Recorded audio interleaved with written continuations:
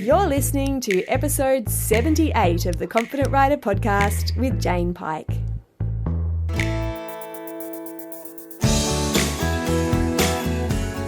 Team, I am with a fabulous horseman today who I am super excited to talk to, Josh Nichol. Thank you so much for joining me. I'm so glad to be here. Me too. I've realized I was thinking back as to when I first came into contact with your work, such is the joy of the internet. And someone sent me months and months back a clip of you, a YouTube clip of you working in the round pen. And the horse was very kind of distressed and you were getting their attention with the flag in really subtle ways, which I really appreciated. And since then, for me, it's been like a slow meandering journey to understanding more about what you do. And every time I see something, I'm like, oh, I love that. Or, oh, that's so good. Like, I love what you've said there. And cool. Now I'm a member of your program. And this year, such has life been up until this point where I've had very little time to do anything outside of my own stuff. One of my excitement points is actually diving into your program. So yeah, I thought we could just explore where you're at, what you're about, tell us all about you, and we can kind of like take it from there. Yeah. Awesome. That's super. Yeah, I'm totally into that. Maybe a little bit about where I've come from. I've kind of come through my learning in maybe a little bit more of the Western culture. For a long time, I worked on ranches and traveled all over the place, worked with as many people as I could. I was very keen in my younger years just to get on as many horses as I possibly could and ride with as many people as I could find. I was just keen to understand. Throughout that process, you find some things that really resonate with you and other things that don't. And through the process, I ended up developing this style or this approach that really tries to attend to the relational perspective of horses. And I've come to call that relational horsemanship, as I'm trying to remove negative interpretations of horses and understand them as clearly as possible. First, understand what they need from us. What do they need to feel good about this relationship? And then secondly, to understand how they move, how they were made, and just how their bodies were meant to move at their most optimum. And I try to do that, putting that together, meeting their needs, then getting their bodies to move right. And then I try to get that to happen in a working environment. So, I'm still working as, I'm a working cowboy, not quite as much as I was before, but as times have shifted a little bit with the demand of clinics and teaching and training and now the website, that's changed a bit, but that's still my passion is to use my horses in working environments. I also enjoy training border collies, working cattle dogs, and just really trying to understand them. That's always been kind of my thing, is to know what brings them peace. And then how do you optimize them or bring the best out in them so they're enjoying their work, but also using their bodies to the best of their ability. So great. I saw a friend of mine, Amy Skinner, I was having a conversation with her the other day, and she'd posted something about wanting to be able to like get on your horse and kind of like gallop across the hills, or be able to ride some really high, what we would consider to be like highly educated movements in a classical sense. And then also be able to say, okay, we need to move that herd to the back paddock. Right. Like that kind of like conglomeration of all of those different facets coming in together. Yeah. And I was like, maybe after a few different lifetimes, I will get to that place. Yeah, totally. So for you personally, because there's a few people that I've talked to that share sort of similar aspirations, albeit having their own styles coming into it. Do you feel like you've had a before and after story in terms of like, there was this moment where I realized things had to change, or for you, has it been more of a following the gently and kind of working things out along the way that's brought you to where you are? Yeah, I don't think there's ever been one massive moment that I can look back on and say this was a turning point for me. My excuse me, I'm a very relational person. I don't do well when I'm out of tune with anything. It's just the way that I've been made. So various ranches that I worked out when I was younger, there was a lot of times, I when I was 16, actually, I went to Nevada and was starting colts at a ranch down there. and they were pretty near wild. It was a beautiful beginning for me because I didn't have a lot that I understood, but I was in my teen years. So, quite confident. There was a lot of horses there that really helped me figure out what I knew and what I didn't. Yes. And that's very gracious. yes, exactly. Right. And there was cowboys there that would, I'd bring horses into the round pen, and I really didn't know what I was doing. And some of them would see that and they would, want to help. And I always knew there was a way to do this in a way that would honor the horses, but still be able to go out and work without having to tie them up and, and force everything. Again, from the Western discipline, things are often a little bit more things start out submissive. So we're going to get a lot of submission from the horses, and then slowly work on the athleticism, but from a very submissive perspective. And that submission allows a lot of things to get done quite quickly. So you can achieve things quite quickly because you've kind of demanded them to kind of give in. And yet with all of that, my struggle was always that, yes, things are getting done, but I always struggled with how the horses felt and the disconnection based on the relationship. So the horses would presumably still do what they were asked, but it always hit me how they felt. And I didn't know how to achieve that, but it was always that matter of, well, sometimes what I learned is like, well, it can't be that, so I just kept searching and kept seeking. And continued that journey that way. Yeah. And then slowly, and I would say I'm still on it, that hasn't slowed down. I would say I am a student of the horse. It's the reason why I call my business line A Horseman's Pursuit, because I'm just pursuing it. And it so happens over the years that a lot of people have wanted to join me in that, which I'm grateful to share where I'm at. But every year I feel like I'm evolving more and more. That's so beautiful. That's so beautiful. I think that I share with you that kind of full body, really visceral rejection of anything that doesn't feel like you're relating on equal terms, or within a trying to think of a different word, but like a relationship where both your needs and the horse's needs are being met. And when I'm confronted with the opposite of that, or methodologies which kind of don't gel with that approach in some way, it's like it's not only unacceptable sort of as a judgment, it's like I feel it, it's just like not there, it's like let's push that out. So I completely get that. And this relational horsemanship, and you use the word transformational as well, and there are a few different styles of leadership that you define within your process. Are you happy to talk about those with us a little bit? Absolutely. The way I kind of think about it is relational horsemanship is always attempting to meet a horse's needs. And the three main kind of needs that horses would generally have are mind, space, and pressure. And that's really how they're experiencing the world. Mind is just that, they have to know what's going on in their world. And that can be as simple as being able to see their world. It could also be knowing where their herd is, feeling safe with the environment they're in.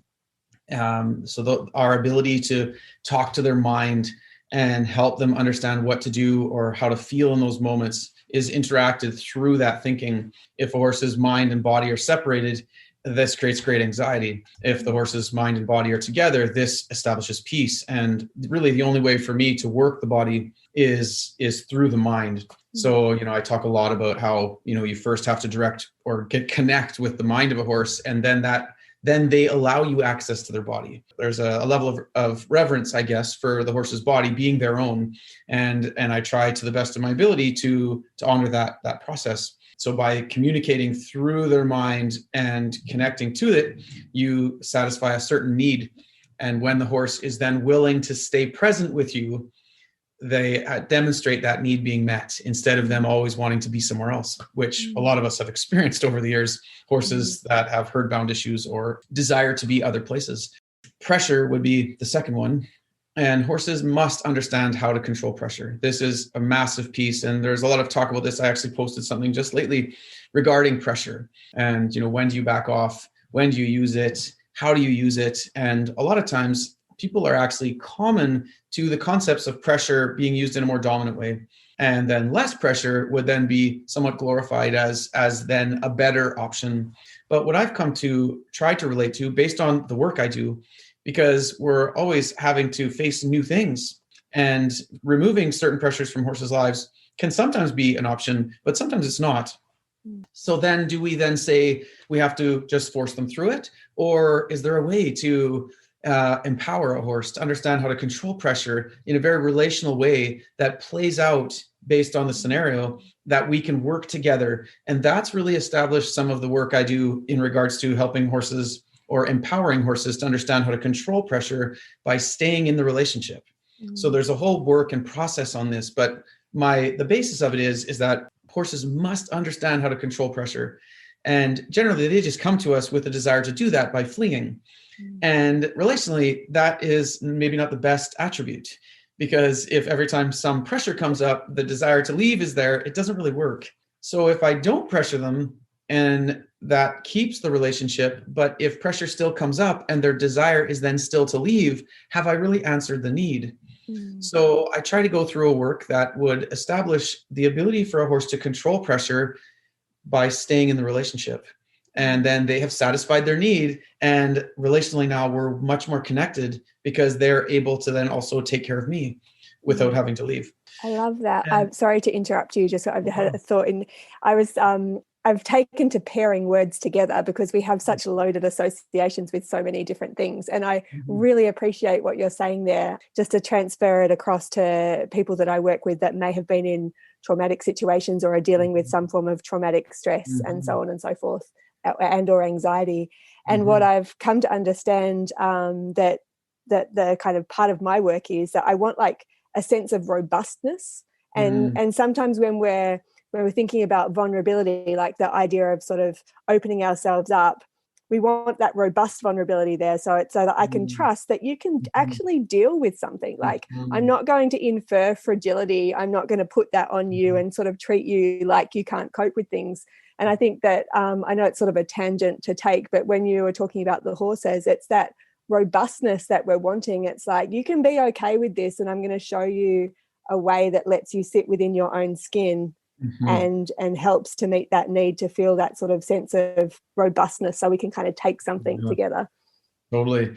And to me, there's nothing more empowering when you're working with a horse that's, spooky or worried, and they get to a place where they can come up behind a group of, 500 or 1,000 head of cattle and step in and start moving them all. And the feeling that you see in them, where they start feeling, and that's why I love the word empowered, because it's like they are now what used to cause them fear is now the very thing that's bringing them confidence. And to see that thing turn around, to me, is a pillar that my training stands on.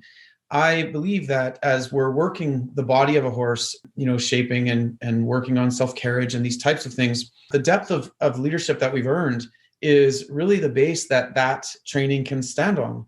Because if they start to learn how to use their body, but yet they don't deeply trust or have begun the process of trusting, they will always preserve some of their body for self-preservation. That's just, and sometimes you might not even be able to see it, but it's the feel or the resonance that a horse gives off. And to me, I feel like horses speak through energy and resonance of, you can sense things when you're with them. So that's a really big deal for me regarding that. The shape-shifting of the energy from something that was kind of on the shadow side towards like empowerment. Yeah. It's beautiful. Totally. And then the last pillar need that a horse would have is space. And like pressure, I find that understanding mind is a new concept. And a lot of people don't have a big story around mind. People have a big story around pressure, and they often have a big story about space.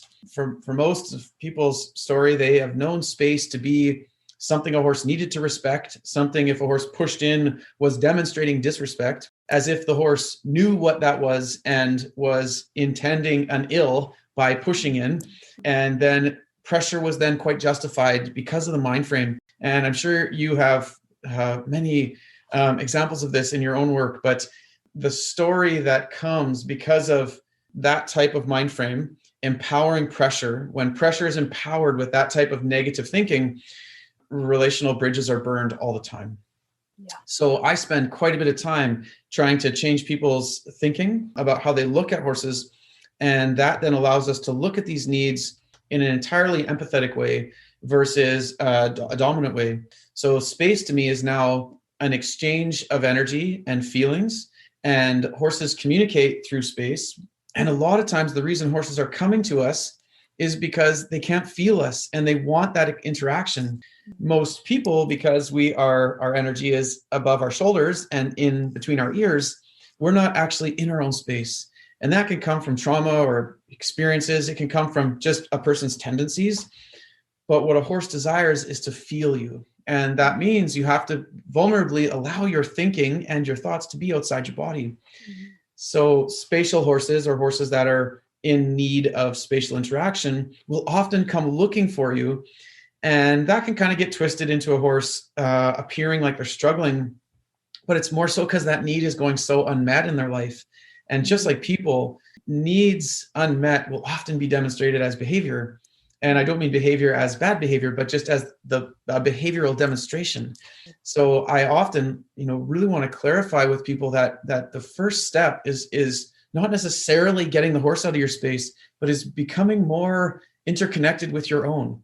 And as you begin to feel your own space and be within it, now the horse can hear from you. And that in itself starts to change the spatial interaction, because all the horse was doing was looking for you. Mm. And by changing that perspective, now what happens is all of a sudden the emotional interpretation has been removed. And now your pressure is no longer used to back up that emotional state.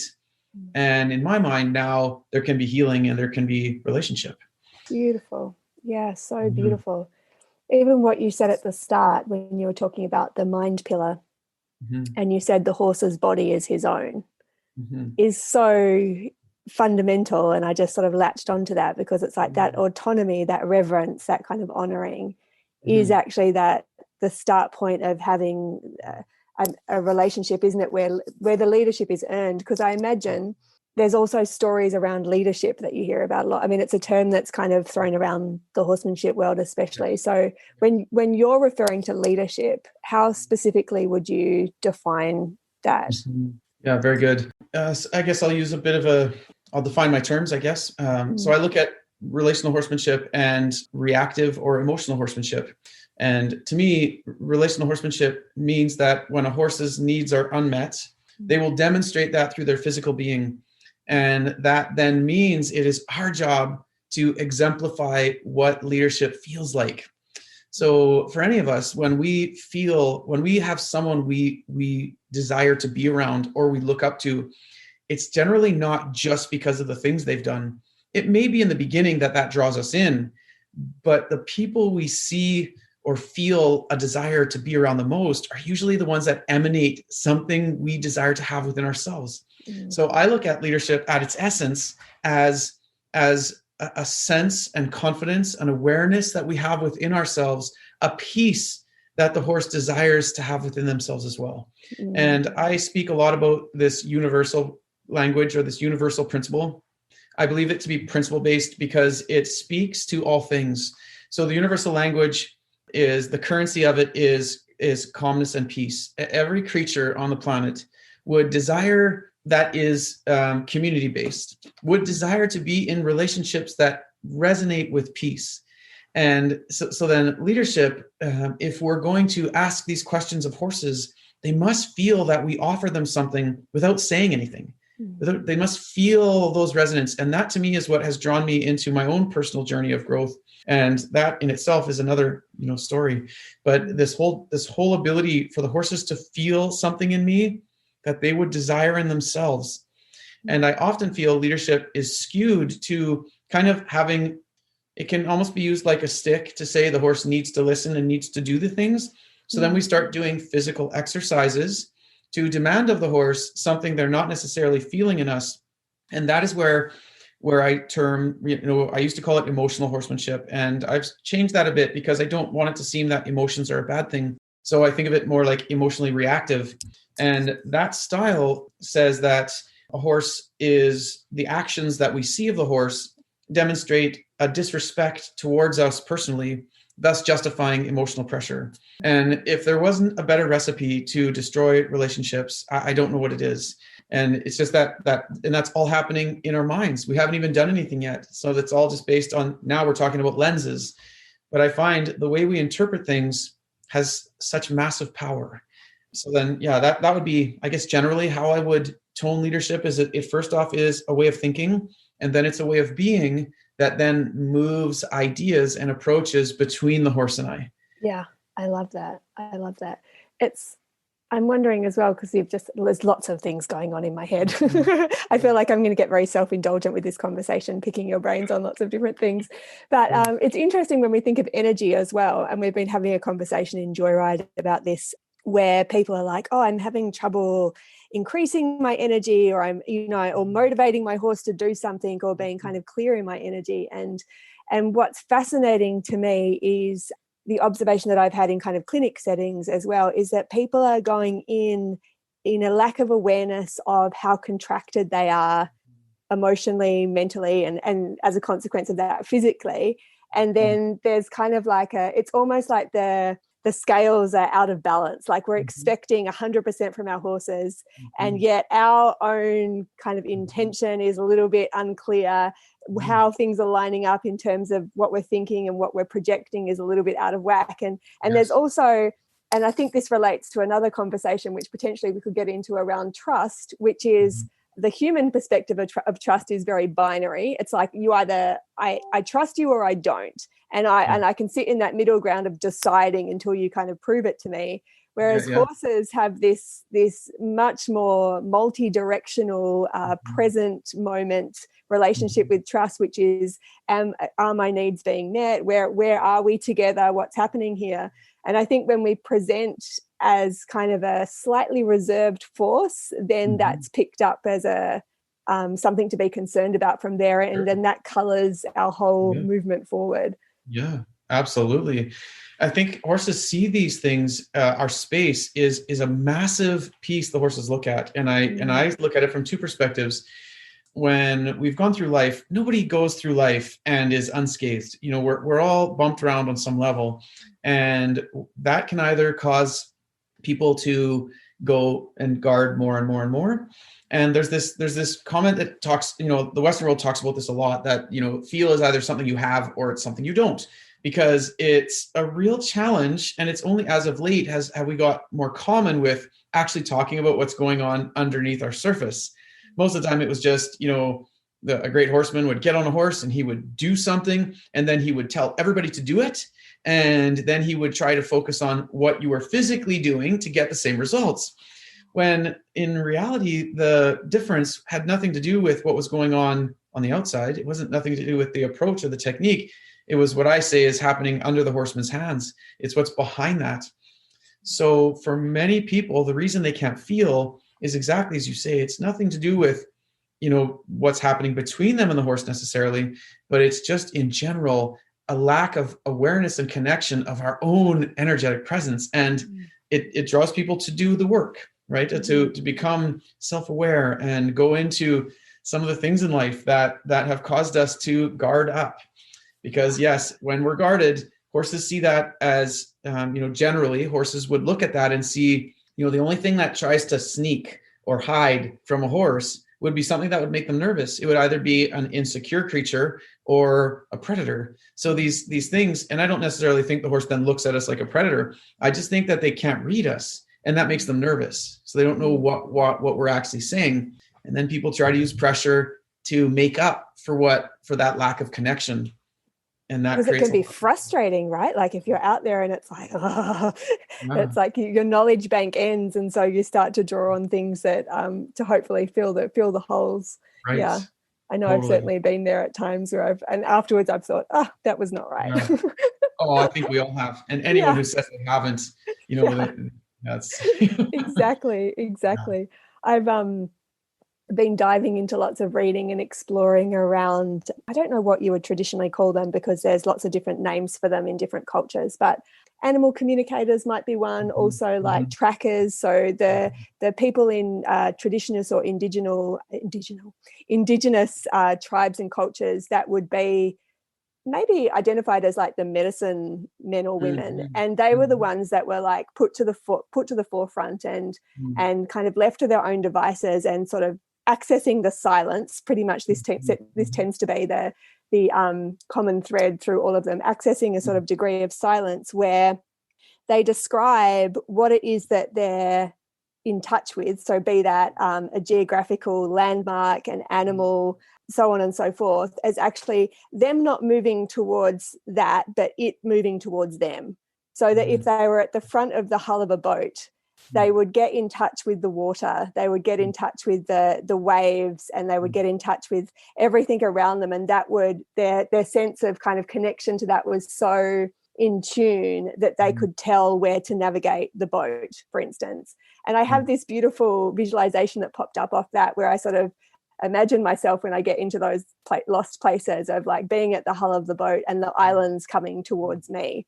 Cool. Rather than me moving towards the island. And I think that that's when you're talking about energy as well, and kind of the resonance that you're giving off, and leadership specifically, we're wanting it to be an attractive force rather than something that's sort of like we're exerting on someone else. And that just kind of popped up in my head as you were mentioning it. Yeah, very cool. Yeah. And I found that in my own life is that there's something about, getting, I don't want to say getting right. I think right is a very strong word, but becoming, getting to our own center and finding our own peace, becoming calm at our base, and becoming in touch with our own energy. And it starts to draw things towards you. Yeah. And when we're living in an opposite polarity, defensiveness, guardedness, a negative mindset, it actually polarizes, it seems. And then it almost seems like, we can't find connection. So it does keep us safe, so to speak, because we're guarded up, but it doesn't necessarily build the very thing that we desire, which is those deeper relationships. And that's the reason why I feel that it's so important to focus. I spend a lot of time with people discussing space and spatial interactions, because there is a time when we will, ask a person to connect with their horse and move certain parts of their bodies, but it's not out of respect. This is out of becoming more connected and deepening a relationship. But from a leadership perspective, that's not why we're moving. That's not why we're engaging in that conversation. That it's part of the ability to start interacting and deepen our language, deepen our ability to have two creatures that don't speak the same language necessarily outside of the universal one, trying to get together. And I think of it, the more we can stay in tune with that, where we're not trying to just make the horse listen, and we're actually in some ways the lesser, you might say, lesser evolved creature, because we're so quick to emotional states of definition and protectiveness that and as you say, it's when we get quiet that we can hear, and in stillness, and when our interpretations are not clouded by our emotional guardedness, it's amazing how the feelings for the horses change. And now the horse starts to desire a connection with you, and it almost draws them rather than starts to repel them. And it just starts this almost snowball effect. Really beautiful. Do you find, because I know the very first video in your online program talks about peace and this beautiful thesis and discussion of peace, which I so appreciate.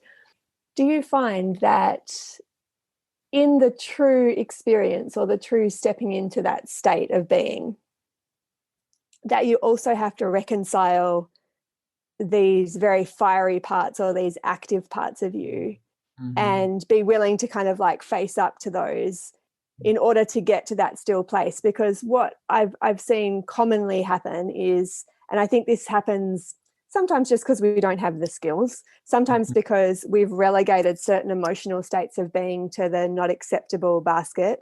And so what we're doing is, instead of really sitting in this place of true peace, we're kind of bubbling beneath the surface, feeling like it's not okay that we feel like that. And we're capping it with this like veneer of what we think we should be presenting. And what our horses are picking up on is actually that undercurrent rather than the mask. Is that something that you see happening? And such a big deal. Yeah. So many people in life believe that we need to act things. We need to act a certain way. So the outsides are trained so quickly to put a face on. And then our insides, very little attention is put to that. And absolutely, I think the beginning is to just create permission that how you feel is okay. And, getting to that place where we can just experience our own feelings and not, because a lot of us believe that if I have those feelings and I want to express them a certain way, that you're wrong and you can't. And so it just causes everybody to shut things down. But yet we watch our horses, and, our horses generally don't lose a lot of sleep at night on this scale, because if they feel something, they just share it. And that might mean, running and bucking and kicking. And then all of a sudden they're eating grass, it's like, they're so able. And I think there's such a lesson in that, of this ability to just let the energy move. Now, in our relationships with each other, it's so important that we're trying to do that in as respectful a way as possible to, take care of each other. But yet getting to a place where, man, we have to realize that the energy has to move. It's not created or destroyed, and it has to go somewhere.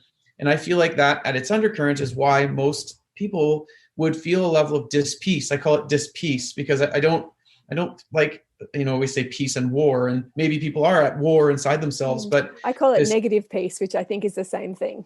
Yeah, exactly. Yeah. Right. We're speaking to the opposite of peace, which I think at its current has a lot of, it's this undercurrent of what's actually going on. And it's not until we can get to that place when in regards to leadership is, to me, is self-awareness. And as self-awareness blooms, it changes our own confidence, because we become disconnected from true needs are not about dependencies, but about developing a deep inner okayness with our own unique being. And as we do that, we become quite powerful, because we no longer need false affirmations, or, we're just so much more okay in our own skin to have a different opinion, or, and these types of things start to well up the movement of that energy in a positive way. Because so often that's what, it's what crams all this stuff in, is trying to live in a place where just truthful, calm expression is not acceptable if it doesn't obey the guidelines. And you see that all over the place. It's, it's political, it's religious, it's, it's all over, instead of free. And that's what I love. I love the word freedom. That its essence is my greatest desire, is that I could be a free being. And that is the highest essence of leadership, because it creates perfect peace in who I am, which then creates a beautiful currency of energy that draws. And I love that. Currency of energy. That's such a beautiful phrase. Yeah.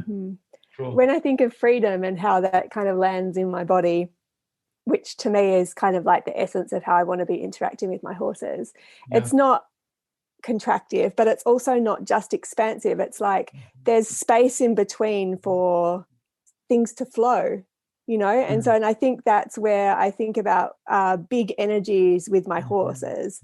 And my aspiration, I read years and years ago this comment on a YouTube clip, which was they look like they're dancing on the edge of a volcano. And I thought, I love that, like this kind of like passion and fire and freedom, but it's all like there. And that's what I love to feel in my body. It doesn't always happen, but like when I'm there, it's like, how do I ride this powerful horse and not block that power with my own energy? How do I have enough space in my body to let it all move through, so we're moving in this kind of like cyclic conversation between us? And that's where I'm trying to like I say, aspirational, but but definitely where I'd love to head. I love speaking like this. That leads me to just we were talking a little bit about pressure, and pressure often brings up, when we talk about pressure and using pressure with horses, it will bring up a lot of really strong opinions in people. And regarding leadership, what I find is that a lot of our decisions have been based upon what we do not desire, or what I will not accept. So I will not accept using or doing certain things. So then now I have to find the opposite as an opinion. And I find that becomes a real, now we're changing our lens. So then there is now these rigid standards that we set in our minds that really are powerful in the ability to actually see, because now we're very skewed in our vision. And to me, what true leadership would, or I talk often in my work of about 3 different levels. I'm shifting that now to talk about, I say level 1, level 2, level 3, and I've shifted that now to level 1 is when a person is in a reactive state, and level 3 would be the opposite, where a person is in a responsive state and they're able to kind of interact with life, and they've got inner skills to do so. And when it comes to leadership, a lot of times people have built the principles that they believe based on reactive thinking. So they saw someone use pressure when they were in an emotional state, and now we can't use that piece of equipment, or we won't do that thing. And I think that it creates a great struggle. So another element of leadership is gaining the ability to actually remove mind frames from use, and then understand tools, and also recognize that when those tools are used with certain minds, it has a very negative effect. So it kind of shifts this idea of leadership, because leadership to me is then also, how do we wade through the work? Why and when would we apply a certain thinking or tool? Yeah. And that becomes very powerful. So it's this idea of, developing an ability to be neutral in our ability to interpret a moment and wade through it by listening, and to the best of our ability, be non-attached to old negatives, but use them to be wise in the moment. I don't know if that makes sense at all. It totally makes sense. Yeah. It totally makes sense. It reminds me of something I'm slightly obsessed with, which comes from an English poet called David Whyte. And his kind of thesis, or something that he brings all the time, is like, what is the more beautiful question here? But what is the more beautiful question? That's what he's always asking. And I think that when we're talking about tools or methodologies and what it is we're seeking, like, the more beautiful question is to kind of like dive underneath the surface and think about what truly it is we're trying to do here, or what it is we're trying to work here that's perhaps not related to this specific thing or that specific thing. And I was listening to a conversation of his recently, and it fascinated me where another thing he was asking was, you need to identify what the question is that you're afraid to ask, and like go to that question. That's where the block is, that's where the draw is. And someone said, well, how do you do that? Like, how do you get to that place of knowing what that is? And he said, well, you start close in, you start with what you know, you start with how it's showing up in your body. That's the only place to start. And I thought, wow, for such a philosopher and an artist, that's like his work is his writing, to think of starting with where the block shows up in your body is exactly the same as what I do, is exactly the same in so many ways to what you're talking about. Like, with the energy, we have to start with where that resistance is and think about like, what's happening here? How do we find a place of like accessing freedom within that? So that when we move to adding power to it and energy to it, that we're in flow and it's not becoming more tense. Yeah. Awesome. Yeah. It's interesting. And I don't know, I think we have so many parallel experiences, no doubt.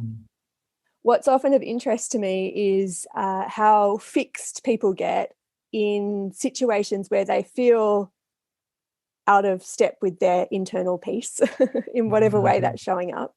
And they have, again, this story, and maybe this becomes from sort of traditional ideologies or more sort of traditional frameworks of riding schools and so on and so forth, where if you get on, you have to see it through, or like, you need to like push through and keep going and establish who's boss and so on and so forth. And it seems so obvious when you say it out loud, but the biggest gift I ever gave myself was to actually like shapeshift in between sessions. So if I'm riding my young horse and I feel myself getting out of whack, I'll get off and like find myself again, do something on the ground and get back on. And I think we have these fixed ideas of like, we do groundwork, then we ride, then we do this, and we can't we don't give ourselves the grace of kind of letting ourselves come back to center if we feel wonky. Yeah. Well, and I think that's all powered, as we were talking about earlier, it's empowered by these old principles, and we've heard that, right? If you're going to start something, you better finish it. Yeah. If you're going to ask a horse a question, they need to get it right, or they need to do the thing. And if you don't, boy, you're going to start letting them learn they can get away with stuff. And the amount of emotionally negative interpretations infused into that type of thinking is just continuously deepening our distance from peace. And I feel like this, if there's one thing that I've encouraged people, as I've encouraged it for myself, is that I actually use my inner resonance as my first barometer, not my second.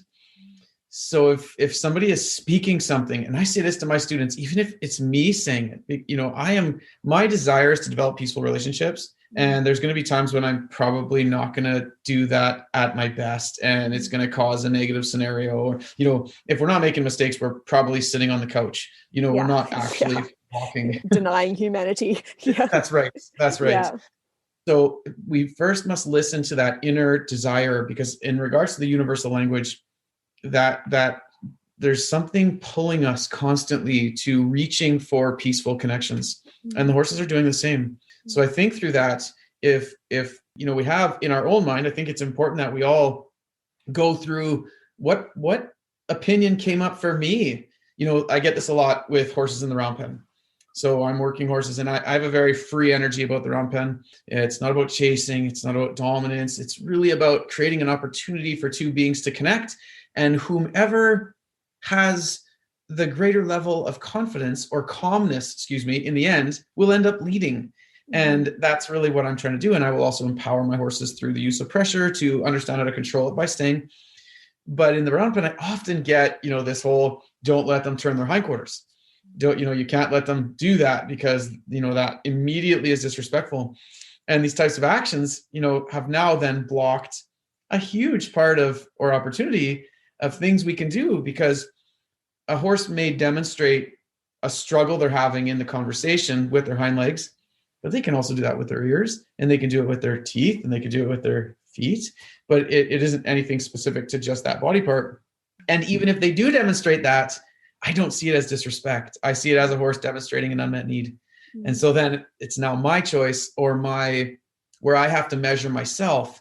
Am I able, in what I understand, to step in here and meet this horse's need? Or do I need to look for help? Do I need to step back a bit? And I think that's what you're saying. Because if it's you and I, and you're trying to explain something to me, and I begin to become overwhelmed, and I need a second, and you then think that that's disobedience, and I'm not allowed to do that. So then you have to, it almost sounds foolish to come up with an example like that, based on what we would give each other, the grace we would give. And I feel it the same.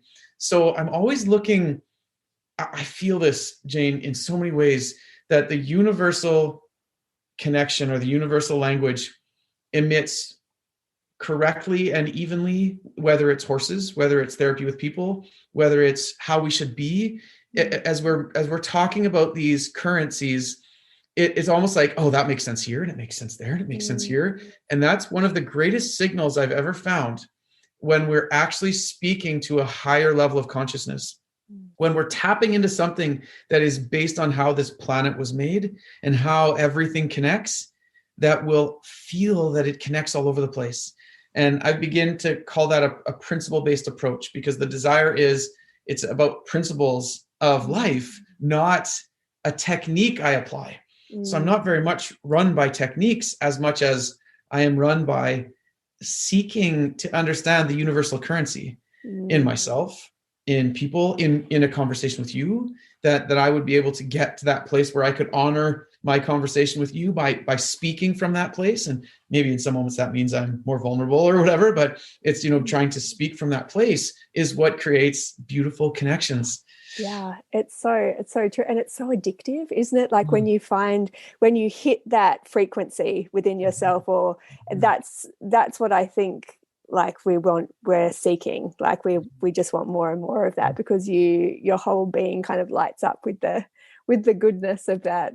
And even at the start, when we were discussing this interview, and I know it's kind of not a horsemanship observation, but the way that I love to have conversations with people is just like this, because if I have a script, it just takes me outside of myself, and I'm not actually listening to what you're saying. I'm kind of like already thinking about what the next question is, and so on and so forth. So yeah, I totally hear that. And you answered my next thought, which was to something which I might hear, or we might hear from people listening, which is, well, do you have a process? Like if I was to sign up to your program, for instance, or I was interested in working together with you, do you have a process? But your approach is much more principle based, and then learning how it is you can apply that to your specific situation. Would that be a correct?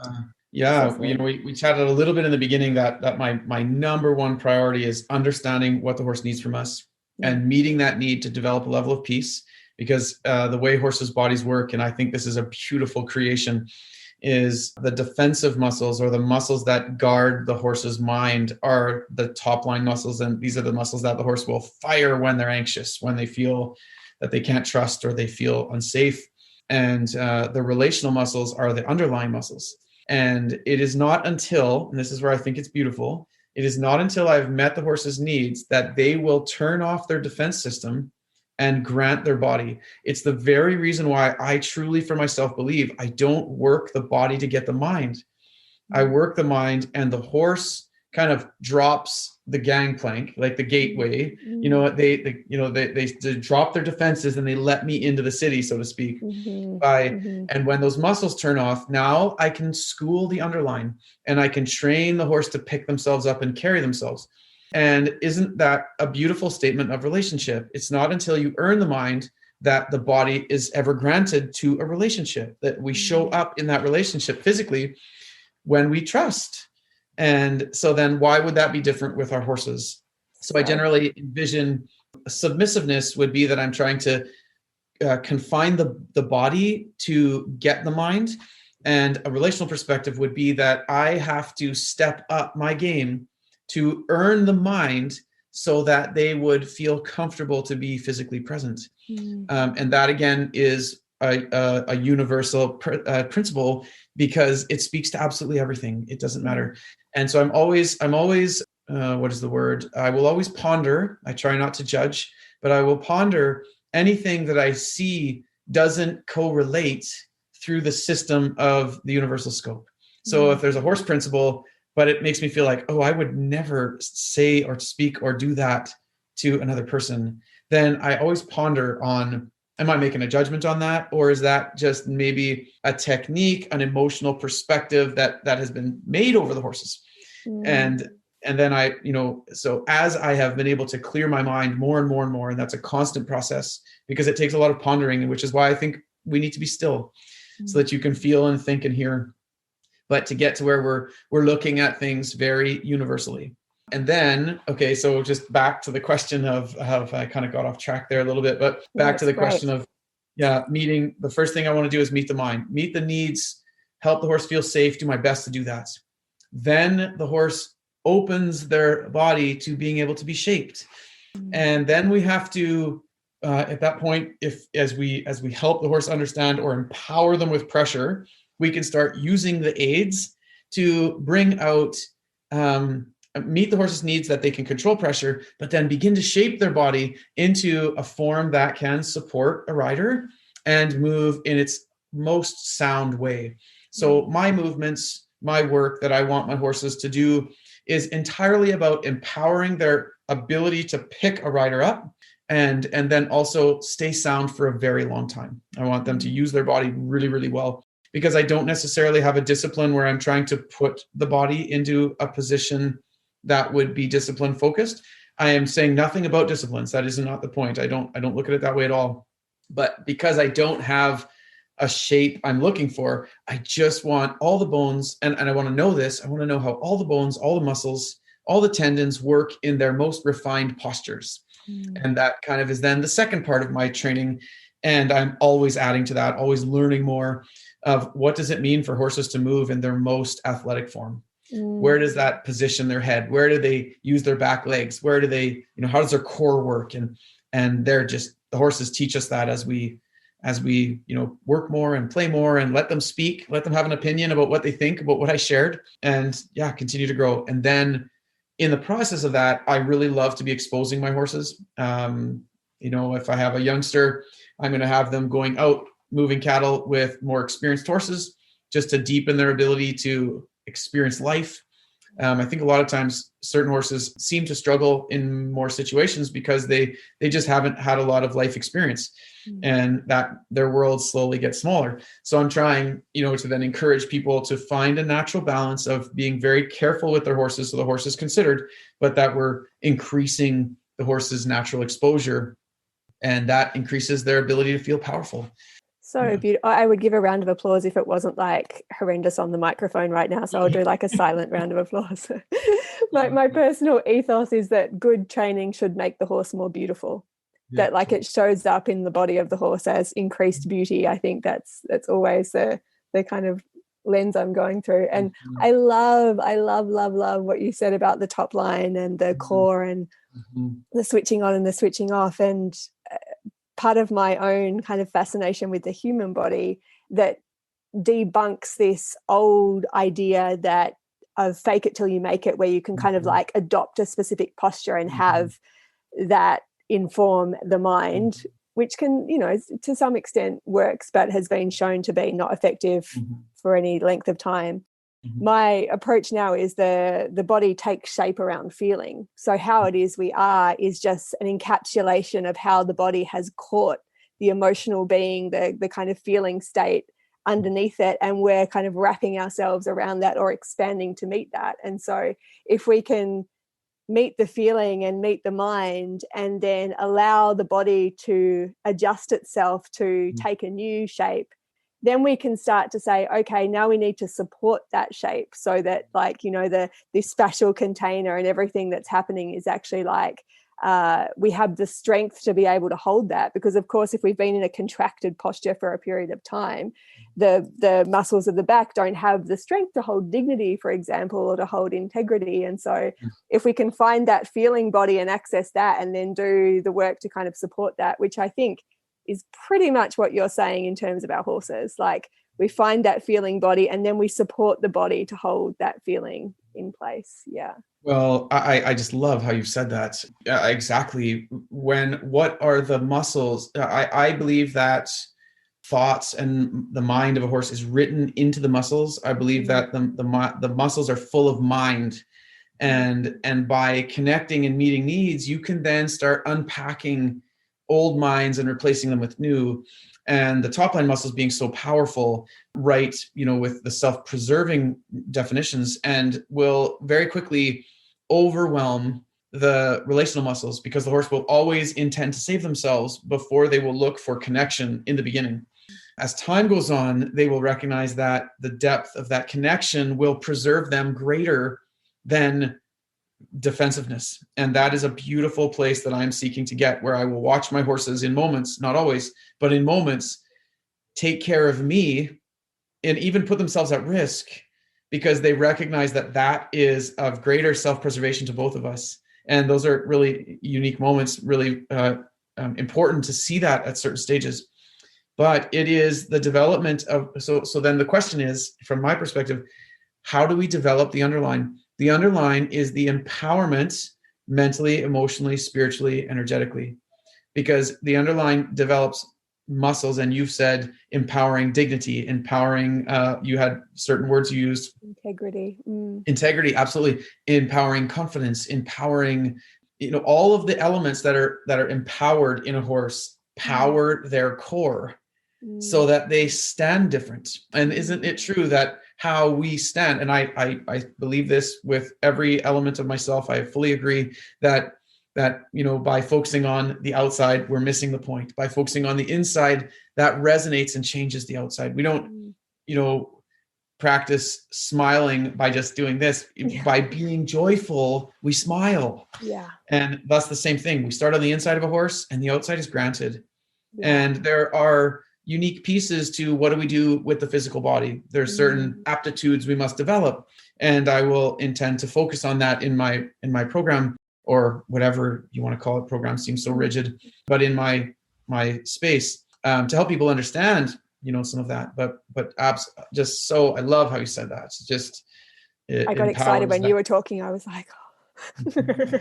the other question that I'm constantly pondering, because there's this kind of obsession with release of tension, but not so much attention paid to what are we releasing into. Like, if you're asking a horse to release tension, what's catching them? Like, what container is there? What physically are they? What holding pattern are they in physically? And if you release that, where does that go? You know, because that might be kind of compensating for something else in the physical structure as well. And then emotionally, if you're asking them to release something, what's catching that? Where does that go? And I think I will spend, like I say, many lifetimes moving through this, but it's a constant source of fascination. Yeah. I often will talk, you know, people want their horses to pay attention to them, and the horse is constantly gone and they don't want to pay attention. And I will often ask the question, if your horse were to pay attention, would they desire, and this is very challenging because sometimes you feel like you're trying not to be too personal and not sound at all like we're trying to attack, but Yeah. but does the horse, if the horse were to look inside, would they desire to stay? Yeah. And that is all with the heart of saying it's so important for us to work at being that calm space. So when we draw our horses, that they would desire to kind of stay and be in community with us. And I guess that again brings us back to leadership. Is what is leadership? Yeah. It's an inner journey to a sense of peace that draws. Yeah. So just again, kind of complementing what you were saying there, but in a bit of a different way. I could talk all day about it. Amazing. So inevitably people are going to be going like, Josh, we need to work with you. We need to sign up. We need to come and hang out. What's the best place for them to learn more about you and to find out about your work and join you? Yeah. Well, I've had a website that we have, I guess if people are in our area, we can come and watch a clinic, hopefully when this whole COVID experience ends. Very jealous about that if you're in the area. Yeah. We have the opportunity for people to come, and you could check on my website, joshnichol.com, and see our clinic schedule. I love working with people. I love the journey of that. I love being in the space and helping reshape or become aware of and build those connections. And about 3 years ago, I started a membership site as the challenge for me was I would go with the schedule I have right now. I have stayed in Canada and I only go one place a year. And that really isn't enough to deepen the connectivity that is necessary to really develop growth. So we started a membership site, and we're actually right in the process right now. We're hoping to have the new element of our site released actually hopefully within the next month or two. And again, we've just redone the entire structure of it and turned it more into... It doesn't always take so much longer than you envisage. Yeah, it's amazing. It is amazing. My heart goes out to you as you speak those words. Yeah, it's amazing. It's got to be... It can't be hundreds of hours. It's thousands, I'm pretty sure. And then, we've restructured the membership site to a bit more of a progressive flow. Mm-hmm. So it's a bit more of an educational model of, kind of beginning here and then gently moving to this. The site that I have presently is a series based. So I have series on various topics. Mm-hmm. And, I've been doing that for 3 years. So there is just piles and piles of footage. So anyone interested in my work, I have a level you can jump into that will give you a general introduction of my work, give you an idea of the things I focus on. And then the second level really gives you access to absolutely everything I do. My goal is to somehow retain a relational connection through an online medium. So I also do live webinars where people can join me. Right now we're doing those twice a month, and that's for the level 2 group. And then I also have this third level is full, but that is where people get to have online sessions with me as well as full access to the site and the live webinars. So my website is probably the best place for most people to just check things out. And then again, within the next month, we will be just upgrading what is there again. And that will just happen probably yearly for me because I'm growing and hopefully getting better at delivering this message. And that's joshnichol.com, your website, isn't it? Without an S on the end. Yes, and it's Nichol. There's many versions of Nichol out there. Yeah. I'll post the link in the show notes to this as well, and also awesome. So you'll be able to find that there. Thank you so much, Josh. I honestly could just take up hours of your time and probably will in the future, but I really appreciate you talking with me today. It's been such a pleasure. Oh, thank you so much for having me. I agree with that. I just absolutely enjoy these types of conversations. It's been an absolute pleasure to get to know you better, Jane. Thank you. Thank you. Fabulous human, that is a wrap from us today. If you're wanting to find Josh, once again, his website is joshnichol.com. That's joshnichol.com. And if it's me you're after, confidentwriter.online is the place to get in touch. Have a fabulous rest of your day, and I'll catch you again soon.